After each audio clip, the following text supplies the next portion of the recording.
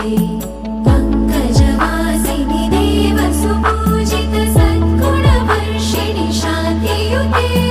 जय जय हे मधुसूदन कामिनि आदिलक्ष्मि जय पालय माम्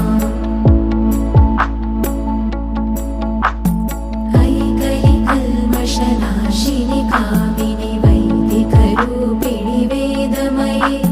क्षीरसमुद्भव मङ्गलरूपिणि मन्त्रनिवासिनि मन्त्रनुते मङ्गलदायिनि अम्बुजवासिनि देवगणाश्रितपादयुते जय जय हे मधुसूदन कामिनि धान्यलक्ष्मि जय पालय माम्